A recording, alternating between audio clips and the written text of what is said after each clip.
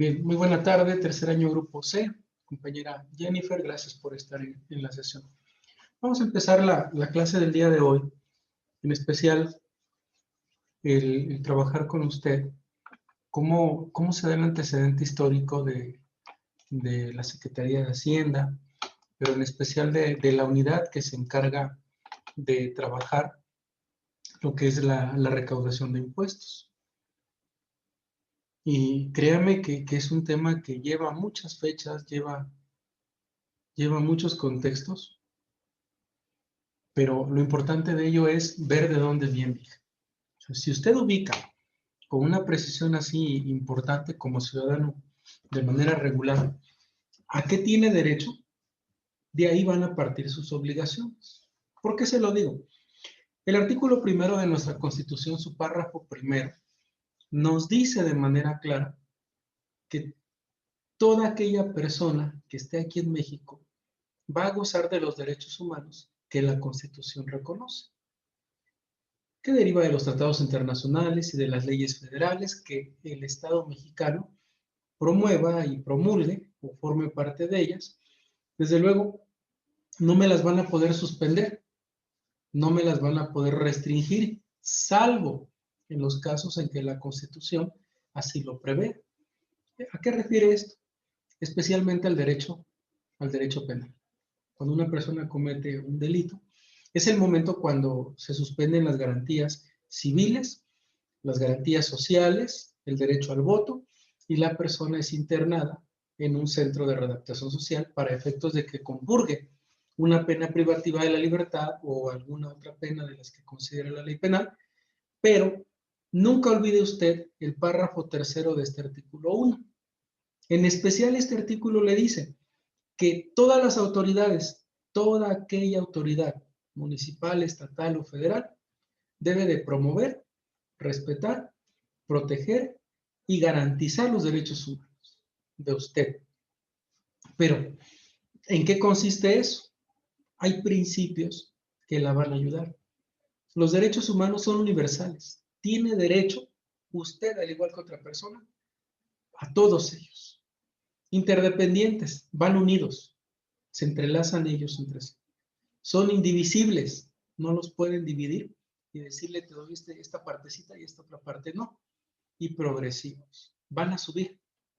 Si de este artículo, hija, usted se aprende estos dos párrafos y se aprende el 31, fracción primera y fracción cuarta, va usted en cualquier carrera a reconocer los derechos y las obligaciones que tiene. El artículo 31 nos dice como consecuencia que tenemos obligación de los mexicanos de contribuir al gasto público, que en clases pasadas ya vimos que era eso, para mantener pues el gasto de la federación, de las entidades federativas y de los municipios. Y en ese camino surge precisamente el Servicio de Administración Tributaria. Es un órgano que se separa de la Secretaría de Hacienda y Crédito Público. ¿Cuál es la mayor responsabilidad de ellos? Le debe de quedar ahí claro. Número 1, debe de utilizar la legislación fiscal y aduanera vigente en México. ¿Hacia quién? Va a enderezarla hacia las personas físicas y hacia las personas morales. Pero ojo, nos vamos a regresar al artículo 31. Todo mexicano, sea persona física o moral, debe de contribuir a los gastos de la federación, de los estados y municipios, de manera proporcional y equitativa. Entonces, ¿cómo las personas físicas y morales contribuirán? De manera proporcional y equitativa en base a lo que devenga y que sea sujeto de impuestos sobre la renta, de impuesto al valor agregado o del famoso IEPS. Aunque usted no crea, Jennifer, usted paga IEPS. Usted consume refresco embotellado, no sé, Coca-Cola, Pepsi-Cola, Fanta. Usted consume los gansitos marinela, las canelitas, pan. Usted utiliza transporte público. Usted utiliza lapiceros, luz. Todo eso lleva una carga en materia de impuestos, hija. Y desde muy pequeña, usted ha contribuido de manera indirecta. todavía de manera indirecta, Jenny. Cuando adquiera la mayoría de edad, cuando entre a trabajar usted, tendrá que contribuir de manera directa con impuestos sobre la renta a este tipo de situaciones.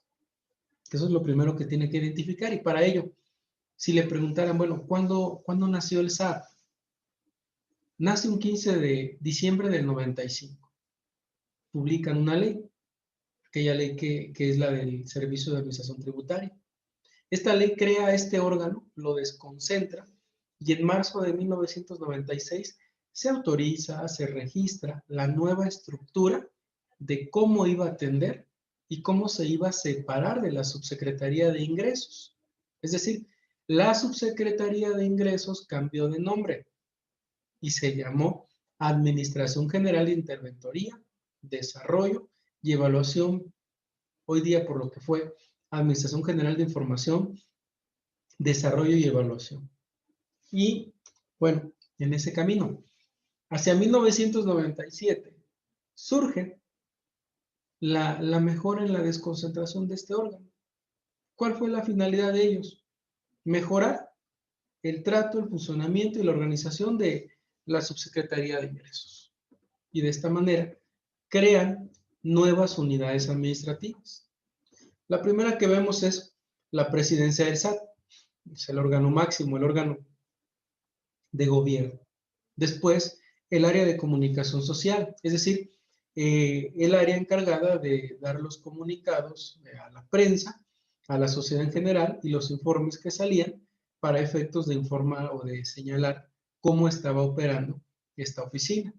Surge un secretariado técnico de esta comisión, aquel que se encargaba de vigilar que los servidores públicos de esta dependencia hicieran carrera en derecho fiscal, o sea, que se especializaran. Surge así también la Dirección General de Interventoría. Esta es o era la encargada de hacer precisamente el hecho de fiscalizar el funcionamiento de las personas físicas o morales en materia de impuestos. La de Planeación Tributaria es la organización de los ingresos y egresos, cómo iban a hacerle para sacar adelante el tema de la captación de impuestos. Asuntos fiscales internacionales, esta oficina por intención tuvo en esa época el hecho de visualizar el arancel y los tax, cómo se cobraban en todos los continentes, cuáles eran las variables que habían, las mejoras, para efecto de visualizar, planear y organizar si en México se pueden cobrar. La de coordinación con entidades federativas, esta unidad, esta dirección, se encarga con las 32 entidades federativas en esa época de establecer con ellas los lineamientos a seguir para los dineros que les iban a entregar para efectos de obra pública o de bienestar social. La de tecnologías de información, la mejora en el sistema de informática que debía tener el SAT. Recaudación, bueno, aquí es el cuánto dinero ingresa. Auditoría fiscal, esta es la que junto con la de interventoría se encargaban de ejecutar precisamente el contexto de lo que es una auditoría. En la siguiente clase vamos a ver cómo es el procedimiento fiscal. Le va a interesar ver cómo llega un notificador, qué es lo que hace, qué es lo que dice, y vamos a ver otro fragmento de cómo un particular se defiende ante un tribunal por las acciones de este tipo de órganos. El jurídico, pues bueno, la Oficina Jurídica de Recaudación es la que emite los acuerdos y resoluciones de tipo legal en base a la ley. La de aduanas se encarga precisamente de bienes y servicios que ingresan al país pagando impuestos y que salen del país pagando impuestos. Que eso es lo primero que hacía. De recursos se refiere a las personas, a recursos materiales. Eso es lo que le puedo comentar de ella. Pero Hacienda se encontró con un gran problema por ahí del 10 de junio del 98. Había la necesidad de cambiar o de remover las funciones de todas las oficinas que usted ya ve. No había congruencia, no había un ejemplo claro de cómo desarrollarse, y por ello la política hacendaria, la económica del país se vieron mermadas porque la estructura era mucha, pero el proceder o el actuar era muy poco. De esta manera, precisamente la Secretaría de Hacienda y Crédito Público transfirió recursos y funciones de esas direcciones, como ejemplo, las Direcciones Generales de Coordinación con Entidades Federativas, la de Asuntos Fiscales Internacionales y Planeación Tributarias.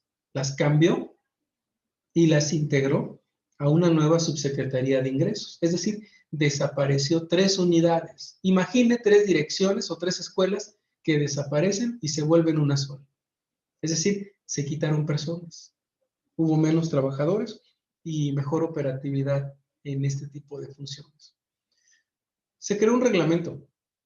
El 3 de diciembre del 99, este nuevo reglamento generó la nueva estructura, pero se modificó todavía hacia 2001, 2 años después. Y así surgió una Dirección General de Jurídica de Ingresos, la que se encargaba ya de todo lo legal en todas las oficinas. La de Recursos, que cambió a la de Innovación y Calidad. La de Coordinación y Evaluación Tributaria, que no es otra cosa más que la planeación en materia de ¿qué? De captación de impuestos, de mejoras y de mejores rutas para obtener ingreso en vía de dinero público.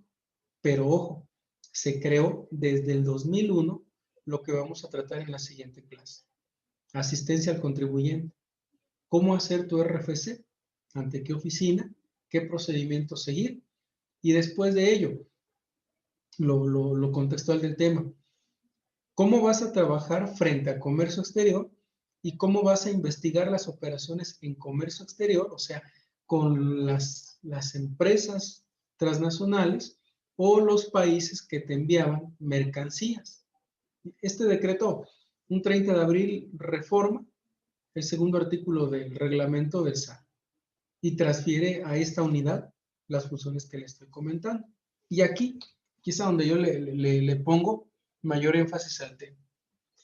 Subrayo con azules precisamente porque el fisco federal, derivado del Servicio de Administración y Enajenación de Bienes, tuvo por finalidad en esta reforma que cada una de estas unidades verificaran los procesos que seguían, que los volvieran más dinámicos.